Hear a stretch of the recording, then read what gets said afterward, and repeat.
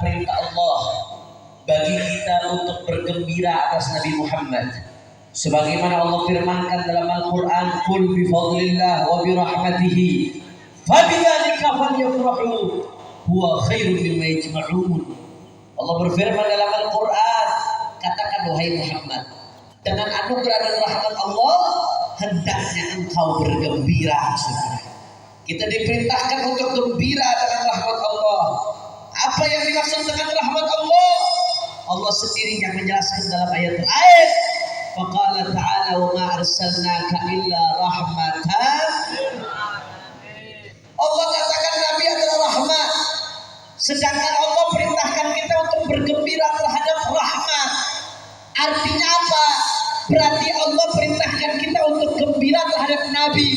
Sedangkan perayaan Maulid Nabi adalah bentuk kegembiraan terhadap Nabi, saudara. Berarti apa? Kalau Allah perintahkan kita gembira atas Nabi, sedangkan perayaan Maulid Nabi adalah kegembiraan atas lahirnya Nabi, berarti kesimpulannya perayaan Maulid Nabi yang kita lakukan adalah perintah dari Allah Subhanahu. Kira-kira sampai sini jelas atau tidak? Paham atau tidak? Jawab yang kompak. Orang Parung jawab yang kompak. Kalau begitu yang merintahkan kita untuk bergembira atas lahirnya Nabi siapa? Yang semangat jawab yang kompak. Siapa? Yang merintahkan kita untuk merayakan kelahiran Nabi siapa? Yang perintahkan kita untuk merayakan Maulid Nabi siapa? Kalau Allah yang perintahkan berarti bid'ah atau tidak? Bagus atau baik? Mulia atau buruk? Bid'ah atau berkah? Takbir. Sallu ala Nabi. Itu yang pertama, saudara. Kira-kira jelas atau tidak? Jadi jangan salah paham. Kalau ada yang tanya kenapa kayak Maulid Nabi, ada nurut perintah Allah. Di jam berapa deh? 12:30. Kira-kira lanjut atau jangan? Masih semangat? Betul? Lanjut. Ini kalau di Jakarta jam segini bencong baru mulai dandan. Kalau orang Bogor kira-kira jam 12:30 ngaji, masih semangat apa kagak? Yakin? Betul? Mau dengar semangatnya semuanya angkat tangannya. Takbir! Takbir! Sallu ala Nabi. Barik alaihi wa ala alihi wa ashabihi. Itu yang pertama. Yang kedua, singkat saja, singkat tapi padat. Khairul kalam ma qalla wa dalla.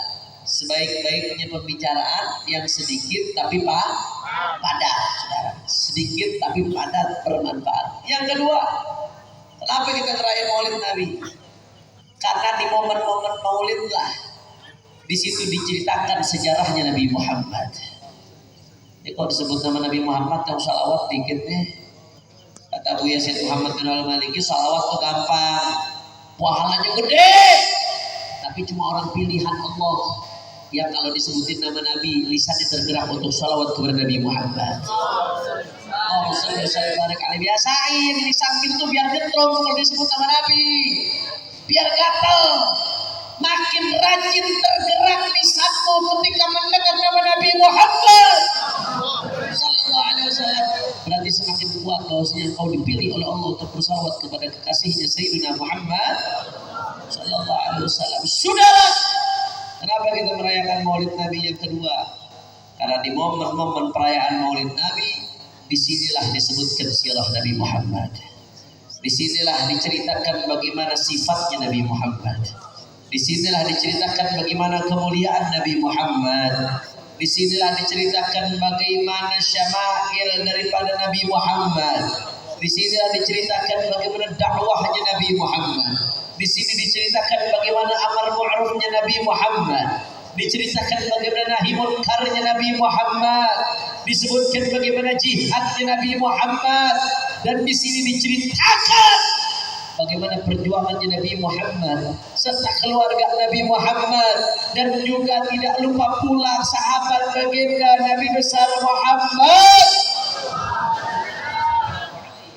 Jadi di tempat-tempat ini, saudara, semakin banyak mimbar-mimbar Maulid Nabi, semakin banyak perayaan Maulid Nabi, semakin banyak saudara yang mengungkap sejarah dan sifat-sifat mulia daripada Sayyidina Muhammad sallallahu alaihi wasallam. Dan ini penting karena Allah berfirman dalam Al-Qur'an, faqala ta'ala a'udzu billahi minasyaitonir rajim wa kullan naqussu 'alaika min anba'ir rusul ma nuthabbitu bihi fuadak.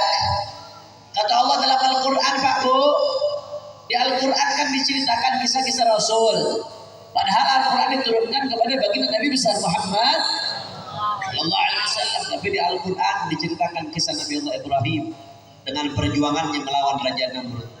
Di Al-Quran diceritakan kisah Nabi Allah Nuh dengan perjuangan dakwahnya ratusan tahun, hanya segelintir orang yang ikut saudara. Di Al-Quran diceritakan bagaimana tegarnya iman Nabi Allah Yusuf ketika menghadapi cobaan saudara. Di Al-Quran diceritakan bagaimana tegarnya perjuangan Musa ketika menghadapi Fir'aun saudara. Di Al-Quran diceritakan bagaimana perjuangannya Nabi Allah Isa. Diceritakan kisah-kisah dalam Al-Quran.